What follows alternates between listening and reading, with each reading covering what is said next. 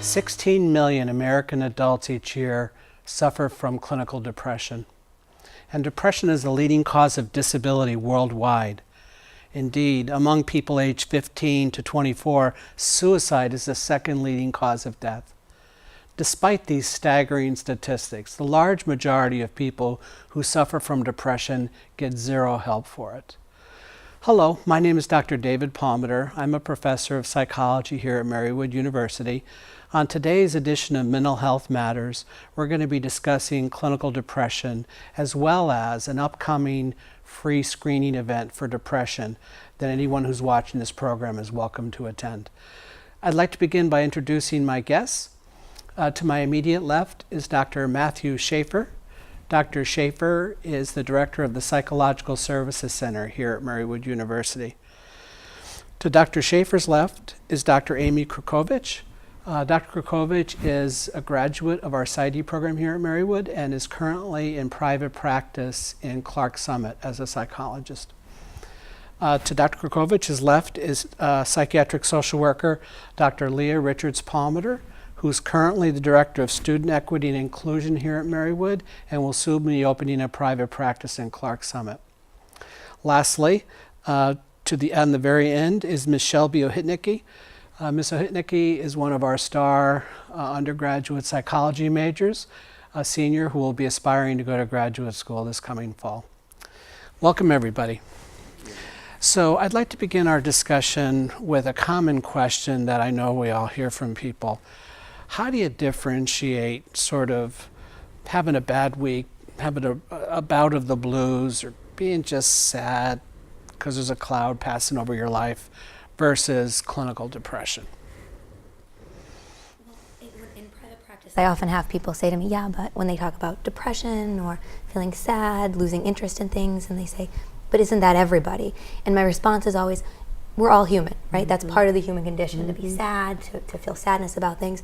What I look for is it becoming impairing in your life? Is it causing so much distress that you're not going out with friends, not doing things you used to do, or you're not excited about things? It's really causing a level of distress and impairment that's stopping you from really living your life to the fullest. So that's kind of what I always tell people when they ask, well, what's the difference between, everyone gets sad. So you're saying it's about how it impacts the quality of your life. That's the main thing you're thinking of. And the length too. So we can have bad weeks, bad couple of weeks, but how long are the impairments happening, or how long are people not feeling sort of themselves? So I look for the length of time. Yeah, that's a good point. And it begs speaking about reactive versus organic depression, right? So there could be life events where it's very normative to have a depressed mood, divorce, death, these really acute stressors, that it's normative to have a low mood. Now it gets more problematic if there's not an identifiable trigger, or the identifiable trigger is relatively minute and you're responding in this really significant way. Yeah. So let's go through some of the symptoms of depression and have you guys just describe for folks what they look like when you see them in your offices or around you. The clinical nickel word is anhedonia, that experience of not being able to have joy with things that used to produce joy. Can you describe that symptom? Yeah, I would say that when you have a loss of pleasure, one of the main things we look for is loss of interest in activities you once enjoyed. So that could lead to a variety of things: hobbies, sex, relationships, anything that you once enjoyed. When you lose that symptomology comes out, and that's one of our red flags that we look for. Yeah, it's something to be mindful of, and then ask other questions, like what else is associated with that, because that can be sort of like the triggering word or words for us, to then ask other things that might be associated with that or that the person is experiencing. But that is a red flag. Right, when I hear that, then I know, okay, I need to ask these other questions. I need to know, well, first I'd like to know, when did that start, right? And how, and again, back to length, how long has that been going on? But then looking for other things, the sadness, excessive crying, things. So it's a trigger for me then to go off into more questioning.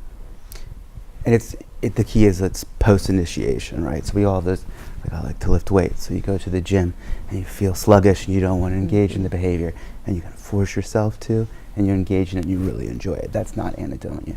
Anhedonia is when you go there and you force yourself to engage in it, and you engage in this behavior that's been such a wonderful coping skill for you, and usually causes this great Hey, you've been sense of spying relief. on me or something? Is that what so clinicians talk about vegetative symptoms. What are vegetative symptoms? How do they look? The sleep, appetite. So, as the name implies, it's this stagnation. So many people will remain in bed all day, and really, if they do even get out of bed, they have to force themselves. It's such extreme behavior just to get up and begin your day. Isolation, a lot of times sitting in the dark watching television, binging on Netflix, without really engaging in any kind of enjoyment of the behavior. Receiving phone calls from trusted friends, not receiving them, not responding to text messages, that isolation that comes with a lot of these vegetative symptoms, it can really cut us off and isolates one in a really profound way. And that impedes relationships, and then other types of things. So, during the assessment, as you were mentioning, and questions that you ask, so hearing those types of symptoms from people, talking about sleep has changed, so there's change, there are changes, appetite, there are changes. And just, again, being wary and wondering about that and asking deeper, more probing questions. And the sleep can go both directions. Some Right. people can have hypersomnia, Right. and some people can have a really difficult time falling asleep. And so common with depression is that you fall asleep and wake suddenly and not be able to fall back asleep. So very early waking. Of course, concentration problems, reduced libido can be vegetative Absolutely. as well. So a lot of people wonder, who have not had a bout of clinical depression, they say, how could someone ever even think about committing suicide, never mind do it? Can you folks give our viewers some insights into the phenomenology of suicide and why that seems like a reasonable thing to people who go to that mental place? So one thing we're aware of is that suicide is not a black and white kind of construct. Right. One thing is certainly I've done work in prisons, and one of the very interesting things that I learned early on, people will talk about having an intentional overdose on either pharmaceutical meds or street drugs, and they will have no treatment. They will go to sleep, wake with the intention of dying, wake up 2 days later, and go on about their business and not try again. So it's very situational. That's why it's so important to get intervention during those times. And a lot of people are engaged in ambivalence. Most, it's not specifically they want to die, they want the pain to stop, right? So they have this agony, and ambivalence is kind of like those old Tom and Jerry cartoons, right? We got the angel on this side and the devil on this side, and they want to feel good, they want to reconnect with people, they want to have engage in their life goals. And this other side's telling them, you're not going to make it, it's not worth it, it's hopeless, you can't get through these things. And it's really this battle that goes on for people. And sometimes it does tip that direction towards suicidality. And the intervention is key in that area. If we could hold people during that very acute time and get them away from the means that they can use to hurt themselves, we can have really successful interventions. So if you take one thing away, it's that suicidality is a state, not a trait. It's not a permanent condition. It's a temporary, often sometimes impulsive time in people's lives where they're really wrestling with this ambivalence in a really profound way. Right, I think a lot of times you hear with people it's that, you just want the pain to go away.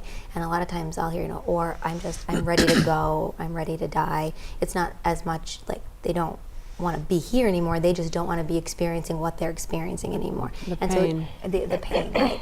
And so that can be on a continuum, right? And depending on where people are at, like you said, some people might come in and 1 week they are, thinking like, well, yeah, I thought about what would it be like if I wasn't here, but then I think about my kids or I think about my family, and there's all these protective factors, and that's also something that we're looking for, and really trying to help people highlight that and think about that too, these protective factors, and reinforce that with our work with people as those protective factors. And then you're looking, okay, so has something happened that's changed? And you're assessing week by week or bi-weekly whenever you're seeing them. If they're highly suicidal, hopefully you're seeing them more often, but you're trying to assess, okay, at what level of the continuum is this person at right now, currently, when I'm speaking to them. And supplying resources. I mean, especially like with adolescents. I mean, oftentimes they don't understand or have the lived experiences that older adults have about the different resources and where to go, what to do, and added on top, if you've not slept, you have difficulty with your concentration, you're either eating a lot or eating too little. I mean, your body's not functioning in a way that sort of helps you.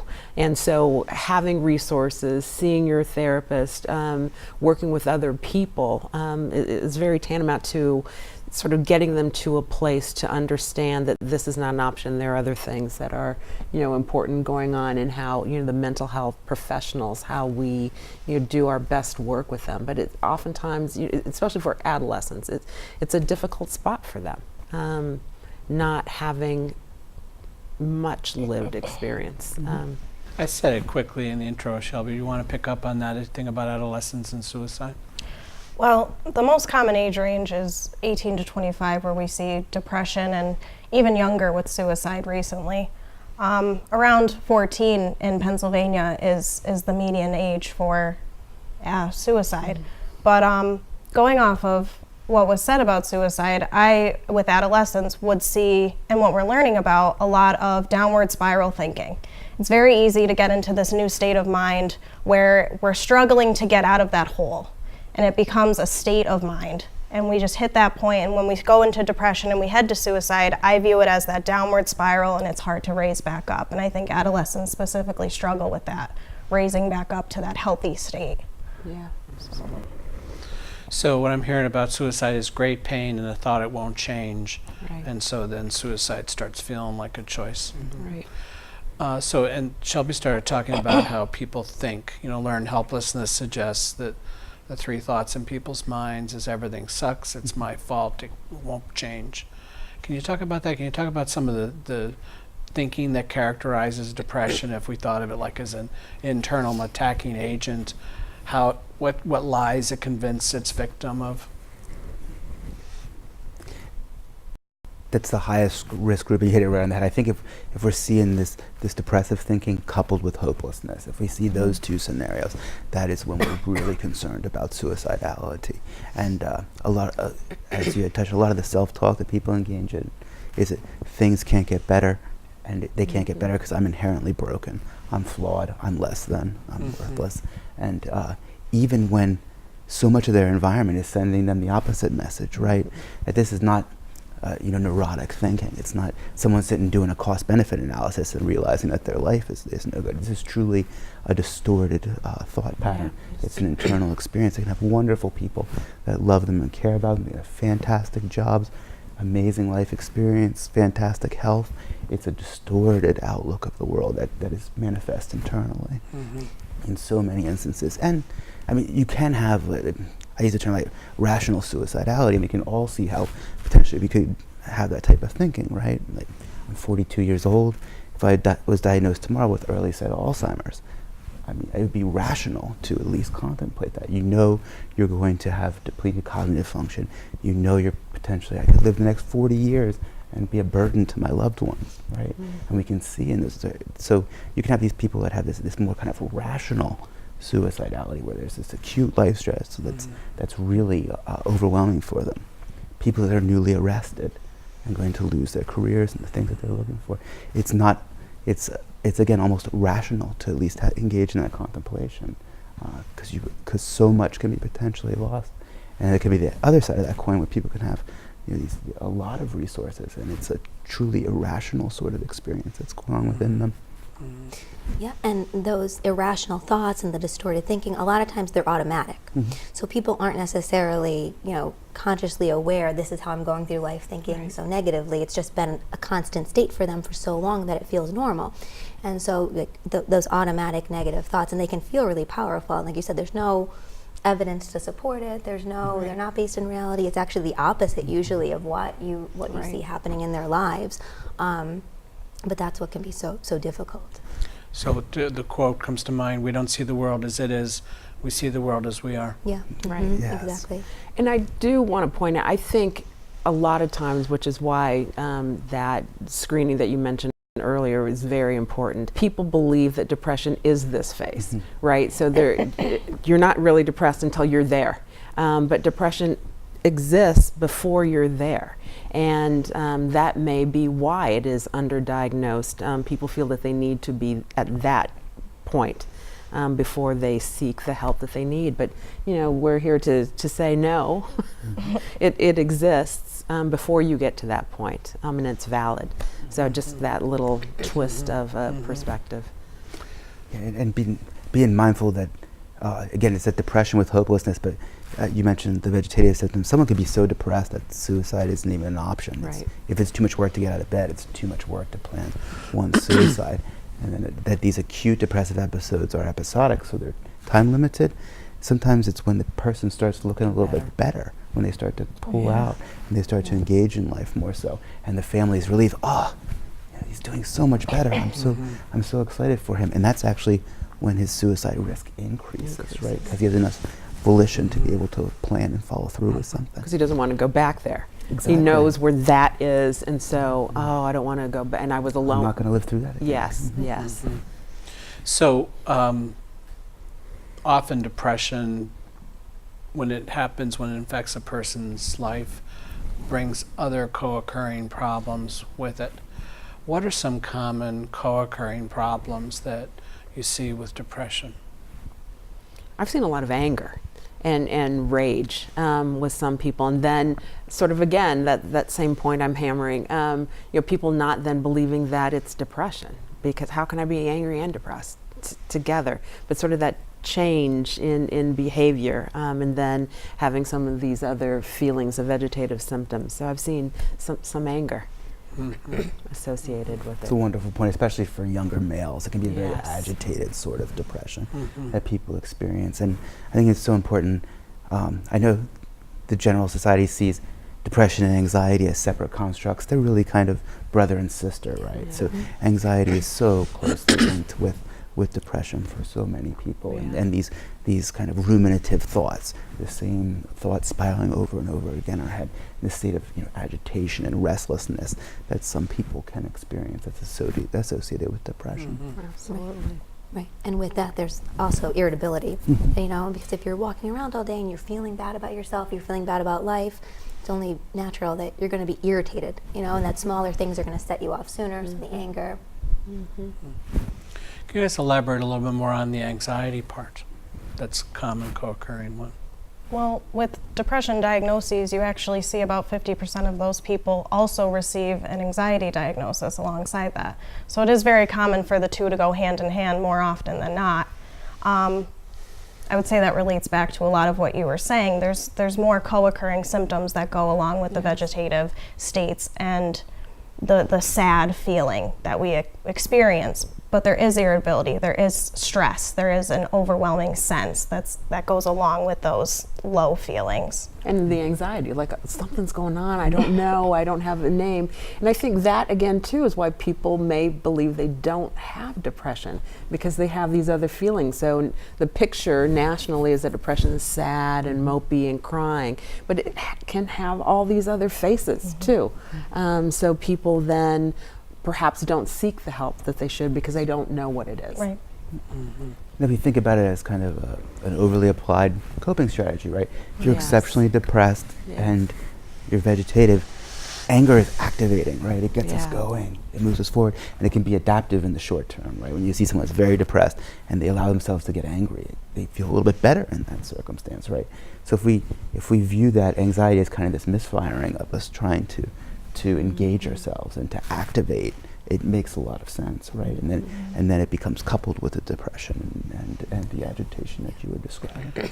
So whenever any of us are in great pain, it's natural to take steps to try to feel better. And a little bit we'll talk about effective ways of responding to depression. But what are some common ways people sometimes choose to make themselves feel better that either don't work or maybe worsen the problem? I think when people are self-medicating with substances, substance Substances. abuse, yeah, drugs, alcohol, which can be common, unfortunately, and your problems are still there after. It's just this momentary, and it makes things worse for you. But a lot of people, that's how they choose to deal with a lot of these mood disorders, especially depression and anxiety. And food. I mean, when we talk about the stuff, and food is also added in there. Yeah. They. Well, we Yeah, all. you mentioned co-occurring before, and it's going backwards a little bit. Many females who struggle with eating disorders have co-occurring depression, and so it speaks to not just the binge eating, but also the withholding. The withholding. Can be a method that people use to cope. How might depression affect a relationship where codependency exists? Codependency. So it's such a complicated topic, right? So, in short, it means that if we're in a relationship, I can't feel okay unless you're okay. It's this sense, right? So if I'm within that relationship and someone's experiencing a reactive or an organic depression, I'm not able to feel okay, and this caretaking sort of scenario dynamic comes into play, and then it's this feedback loop, right? So then the depressed individual sees the toll that they're taking on me, and it fuels that sense of being less than. I'm dragging this person down, and the individual who's the caretaker then sees, I can't save her, I can't allow her to be okay, and it's this. If you think about it, it's trying to swim while you're being anchored down, right? And both mutually pulling each other into these darker and darker places. And you see that people that self-medicate with it's often males that engage in the drinking and the drugging type behaviors, and it's not uncommon for the paramour to then engage in similar behaviors to try to join with them, right? And there can be it can be so deleterious to these intimate partner relationships with when the individual takes responsibility for another one's wellness and they're experiencing these acute depressive symptoms. So it's almost like you want to create a t-shirt, relationships are terrible medicine. Yeah, two sickies don't make a welly is the old expression. When you were talking about the substances, drinking, a lot of times too, that is a depressant. So that's going to increase your feelings of anxiety and depression after. So momentarily you might feel some type of relief, but it's only exacerbating those symptoms, later on and as a whole. So. Right, and then people may act out with their anxiety or anger or irritability, and then sort of that codependency and that the relationship part, something happens and then I'm sorry, and then but things will change, and that can happen too. Becomes the cycle. Total cycle. What about thrill seeking as a way to try to treat depression? What do you see along those lines? I haven't seen that yet, so I'll defer. I know we're getting a bit ahead, but behavior activation is one of the easiest and most evidence-based ways to help people cope with depression, right?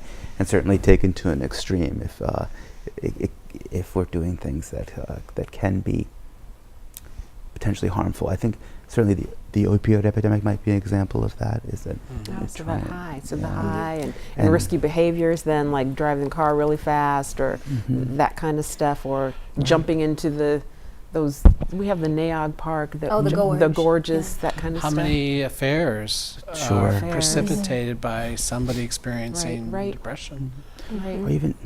Or even some of the actions that we don't label as suicide or don't identify as depression. I spent a lot of time working in Philadelphia, and how many people engage in these that have this depressive history engage in remarkably high-risk behaviors. They rob the drug dealer on the corner where they live, where they know they're going to be dealt with and potentially killed, and they could easily drive to an adjacent neighborhood where no one knows them and engage in the same behavior, but it's essentially like a passive suicide attempt, or some of these incidences where people engage in very high risk crime and have shootout with police officers. And how many of those are actually suicide attempts and manifestations of these depressive I wonder if it incidences? was possible to research study like an hour before people go to the casino, what percentage would spike on a depression measure. That's interesting. Absolutely. Right, and then while they're there as well, right?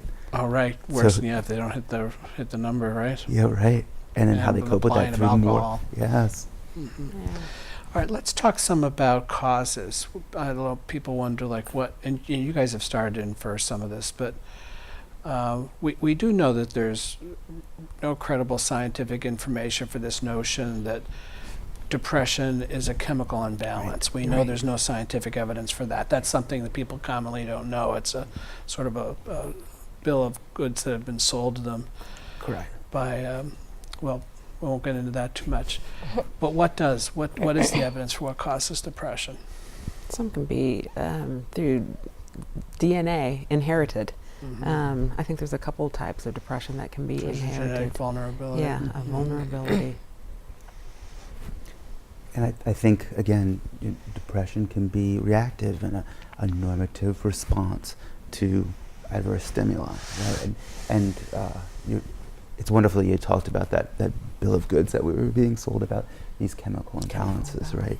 And now, especially, there's intolerable circumstances. Poverty is more highly, if you're from impoverished backgrounds, you have a higher incidence of depression. This just is the case. And these are difficult circumstances, and it can be a reaction to our environment, right? DSM, we had major depressive disorder, dysthymic disorder, which is a low-grade kind of depression over a long period of time. But bereavement was its own separate category. So we were allowed to have reactive depression to bereavement, but to nothing else. Very foolish, right? There is very real life circumstances. I mentioned divorces and relationships.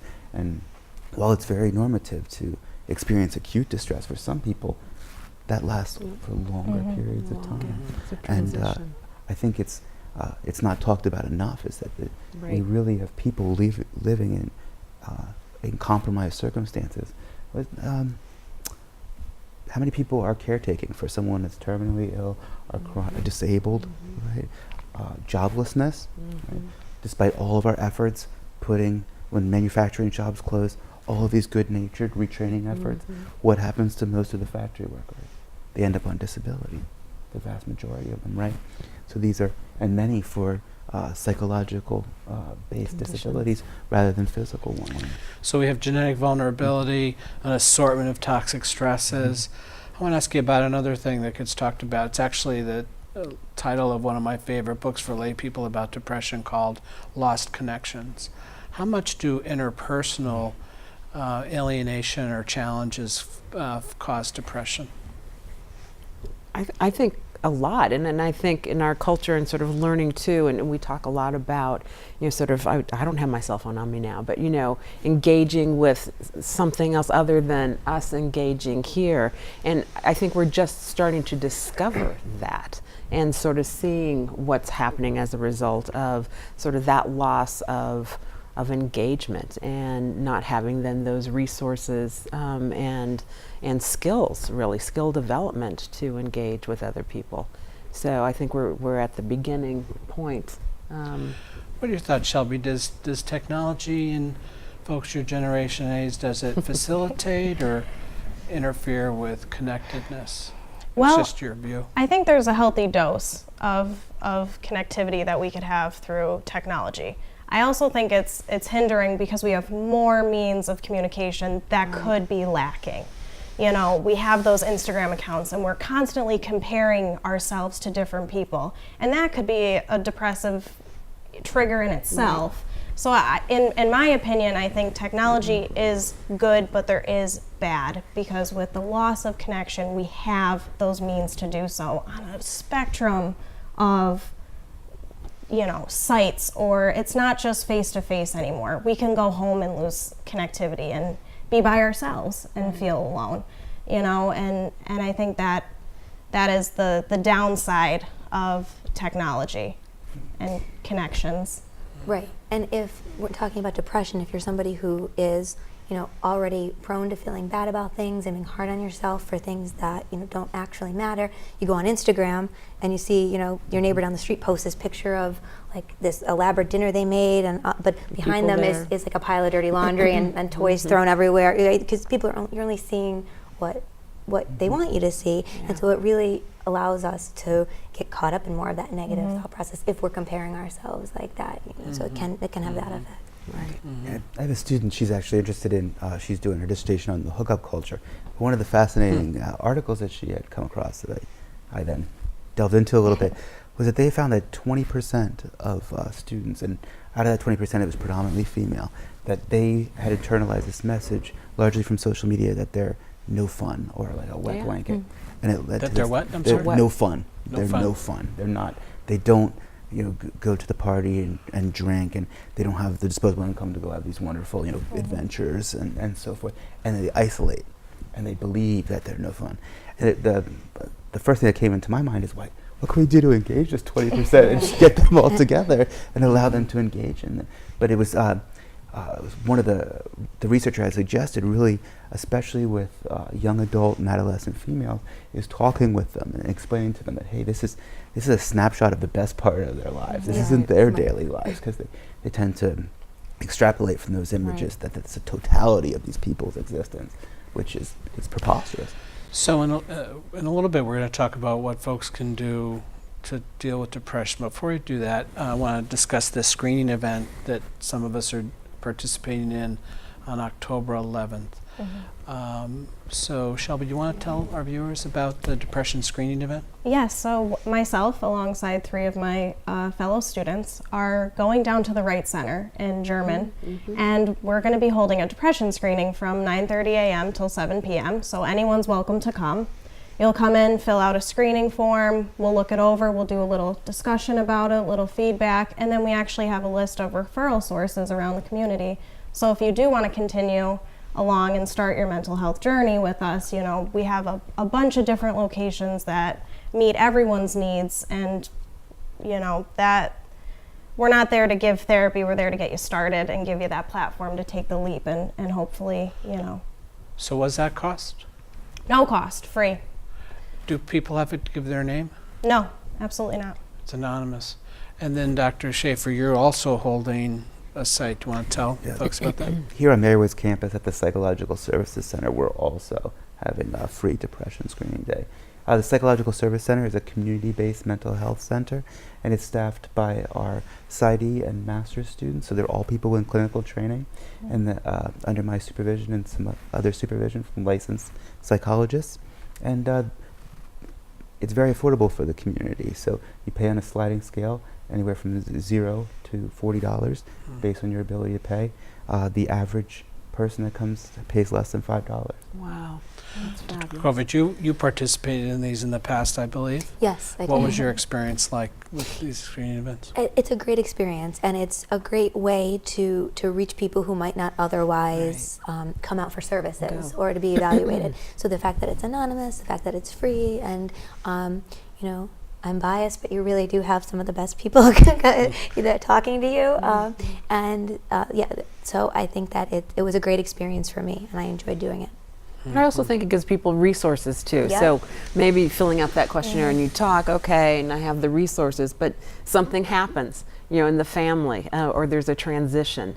So, and then they're feeling like they don't have the internal resources. So these are places to go, right? So you can call, even without depression screening, you can go call the Psychological Services Center here at Marywood and get, you know, and talk to somebody and possibly receive Actually, why don't you treatment. throw that number out there?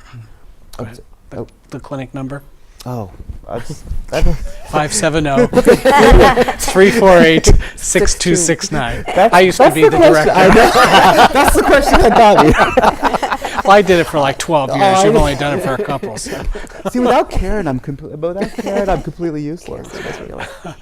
A Thank common question we get, I know you hear, is, geez, I have someone I love who I think could really benefit from the screening.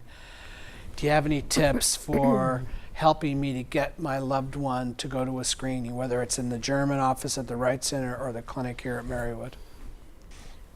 We encourage people to bring them along and say, you know, it's not treatment. We're not saying that you need treatment. We're not labeling or putting a diagnosis. This is just come and see and talk to somebody. And again, it may be a yes or maybe a no, other resource, maybe another time. But to encourage anybody that they know to come and see trained professionals to make that determination.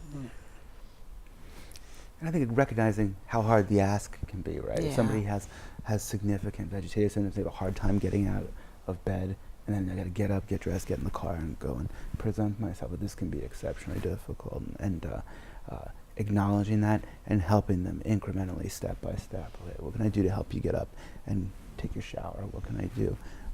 And Leah said, I'm going to go and drive you, and I'm also going to participate in it. I'm going to fill out my screening as well. And we know, kind of foot in the door, if we can get a commitment ahead of time and get them to tell another person they're going to engage in it, we're much more likely to follow through with that behavior. Or write it down, right? Writing it on a calendar.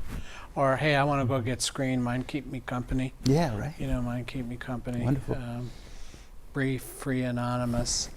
You know, it's amazing how we treat physical problems differently. None of us would hesitate if we have an achy tooth or an achy knee, you know, or even a car that's making strange noises, to go and get the thing screened. But sometimes we seem to love ourselves less than our bodies or our cars or our lawns or. And it's too that we just don't understand. So oftentimes when people have told That's me fair. about like transition things, I recommend go down, because you don't take the time. So Yeah. some of that is that we don't, it's like a luxury to take the time to sit and reflect on one's own thoughts. But then I tell them go if they've had transition. All right, so let's talk about what people can do. First, we'll start with just formal treatment, and then we'll maybe go through some things folks can try just on their own. What's cognitive behavioral therapy? CBT is an evidence-based practice that's been proven to be very effective in treating depression. For adolescents, more effective than medication. And what it is, it's a talk therapy regimen in which you identify some of these cognitive distortions that we were talking about, and we challenge them. We set behavioral goals. I talked about behavioral activation before, commitment to engage in behaviors to challenge the vegetative symptoms of depression. How can I believe I can't do something when I'm engaging in it, right? And challenging that distortion there. Identifying those social supports. The cognitions are a important component, but the key is the behavior. That's where we lose people, is that activation and engaging in these behaviors and these pro-social supports.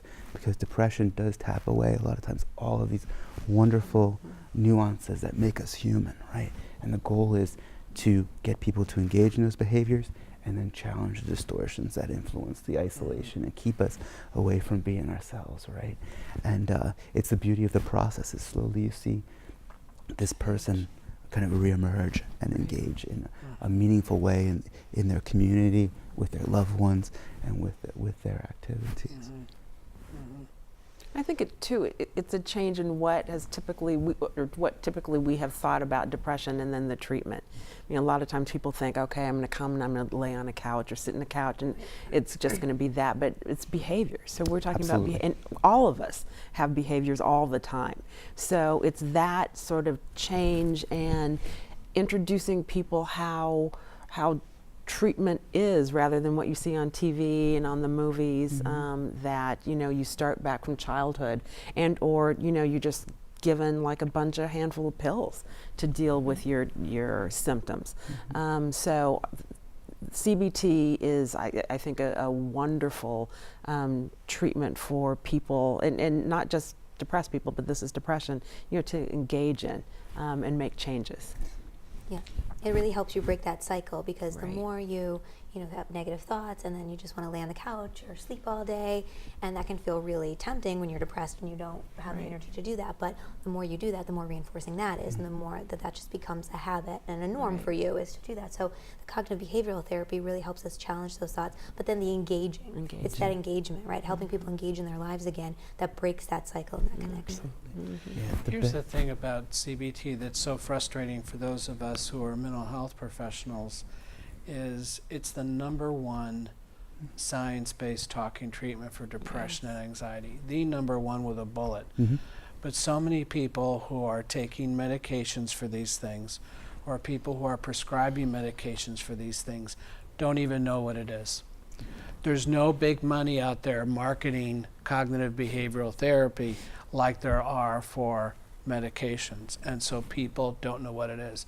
I would hope that anybody watching this who's taking medication for mood or anxiety who has not received CBT to put it on a short action list of things to do, to ask their prescriber, how do I get cognitive behavioral therapy?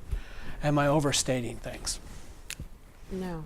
Not at all. And even some of the more recent research about the mindfulness-based CBT and how effective that is in preventing future depressive episodes, and how exciting that in front is.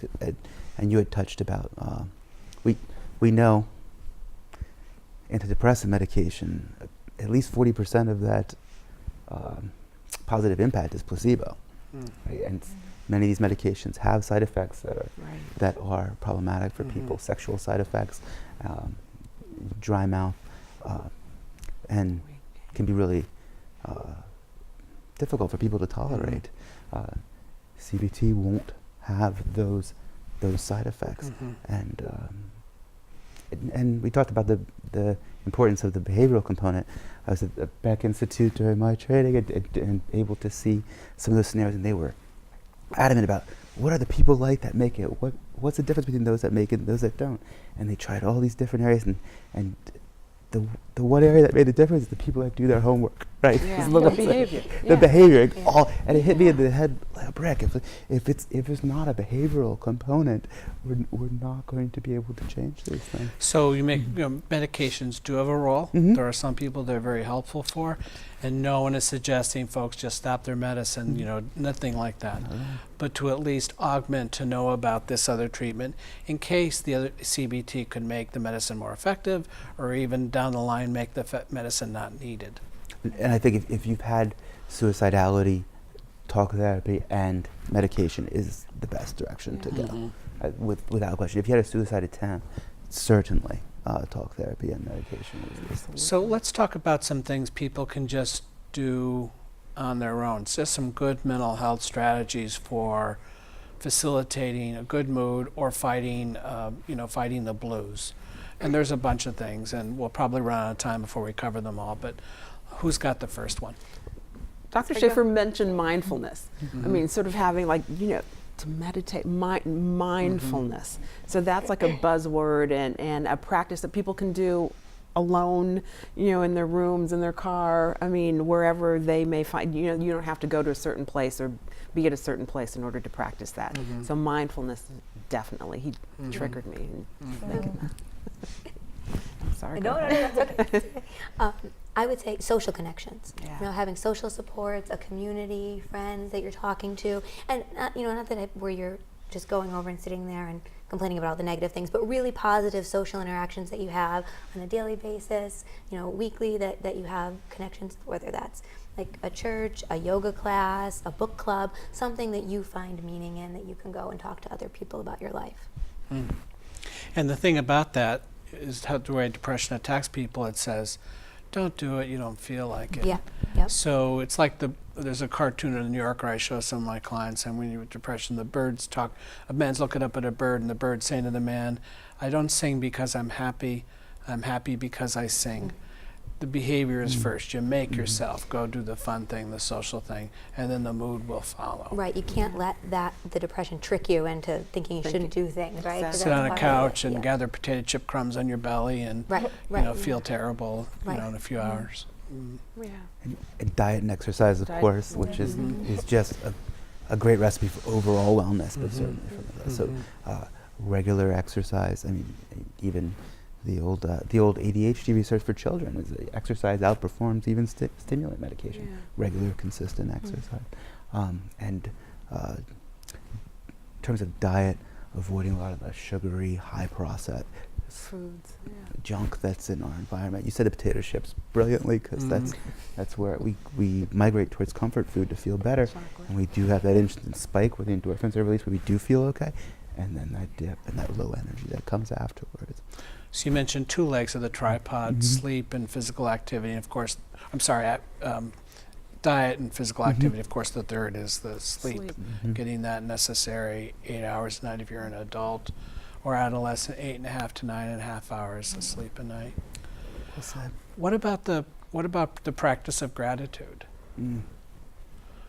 Anybody Well, I talk think a about lot of what we all covered already were behaviors. Those healthy coping strategies were behaviors: going out, social interaction, exercise, going and doing things.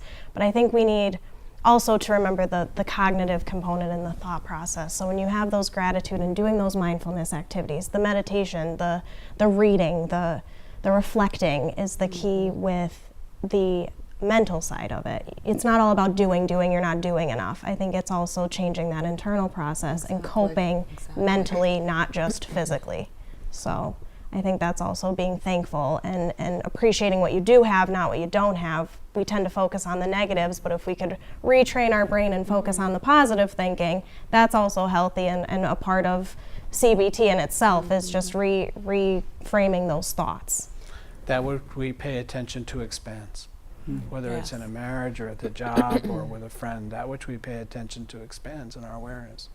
So, Yeah, please. if people would just, at the end of the day, just take a mental inventory. You could, it helps to write it down, but if In a things journal, get busy, in a journal. maybe right before bed. Right before bed, think about 5 things that you were grateful for that day. I mean, you could expand it, but I just kind of like Could be a good burger. It could be any, exactly. Son of a bird chirping, Exactly. you It know. could be, they had the soup I like at the cafeteria, you know, so it could be something really small. It doesn't have to be, I won the Monumental. lottery. Exactly. Yeah, exactly. It's Exactly. the small things, and those small things Keep us add going. up to a bigger picture for everybody.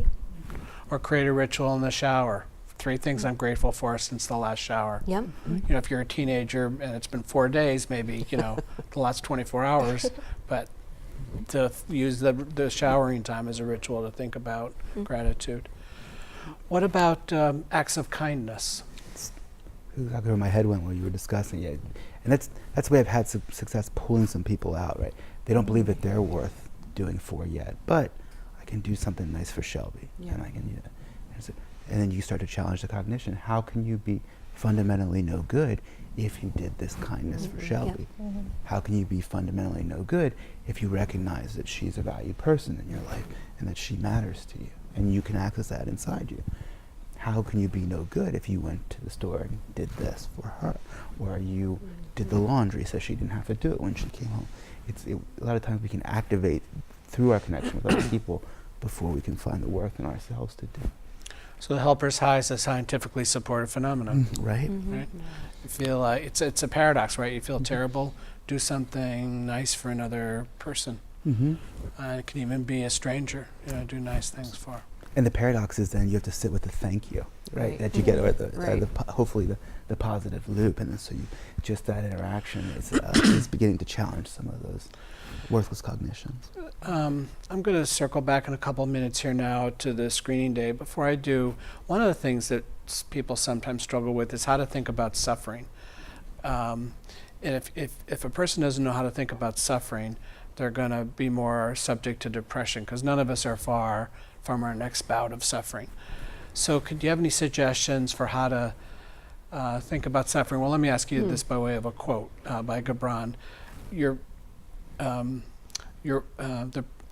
pain is the breaking of the shell that encloses your understanding.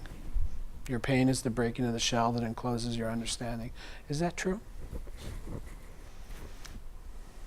Yeah, I mean, yeah, right? I mean, it's you got to have it to understand it, to know that then there's the good, right? So, but it's the balance that Shelby talked about just briefly just before. But knowing that it's not enduring, it's not going to be forever. So, and it's like day and night, right? So it's darkest before the dawn, but the dawn does come, sort of like with suffering and things getting better. Right, yeah. And I once had a professor teach me that crisis can be an opportunity. I think that was Dr. Palmer. So I use that in my clinical work now, you know, is that, what you're going through right now feels terrible, you know, and the circumstances right now can feel overwhelming. But in this is an opportunity. Right. What can we learn from it? What skills can we acquire to help cope and deal with this? Things like this in the future, so that you don't feel so overwhelmed and you do feel like you can handle it, and it can tell you like a lot. You can learn a lot about yourself, which helps you in the future. So It's been said too, and I'm interested in your thoughts about it, that the bigger a footprint a person has in the world, the more injustice is going to come that person's way. Do you think that's fair comment? That the more impactful a person is in the world around them, the more likely they are to experience injustice?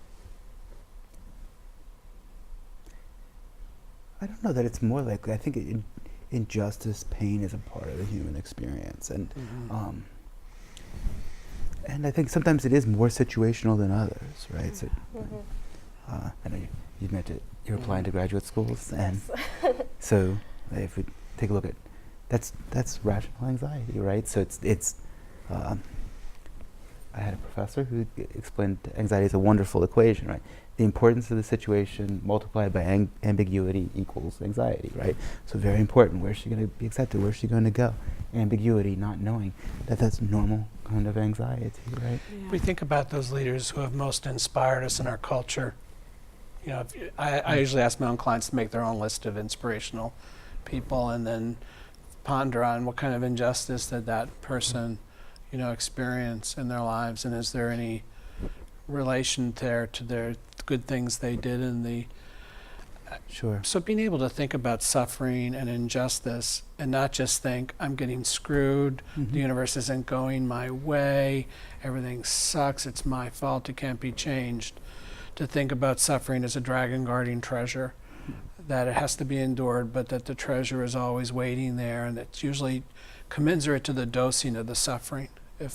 And again, that mindset can get someone through those pieces of suffering, or maybe they might become suicidal otherwise. David, I use that often with my clients of color. So when we're talking, we haven't brought race in because it doesn't matter glad in you this have. talk about depression. But in dealing with situations around race or poverty, those kinds of things, using those kinds of examples for people who feel sort of what has gone on historically in our country, you know, feeling like the weight is so big and so massive, but then the justices, so using that visual for them to understand the plight and sort of the future, right? And how best to have us work together through, you know, a country that does not pride equality yet for certain populations. So it can feel so heavy for people. What a great way to end, especially with what's going on in the news these days. That's it for this edition of Mental Health Matters. I want to remind you in closing here to please circle October 11th in your calendar and come to either the Wright Center in German, where I'll be supervising the screenings, or here on the Marywood campus at the Psychological Services Center, where Dr. Schaefer will be supervising the screenings. Any questions about the screenings, please feel free to call 570-348-6269. Thank you for watching, and please do tune in November when our program will be on substance abuse and substance dependence. Thank you, and for now, remember, mental health certainly matters.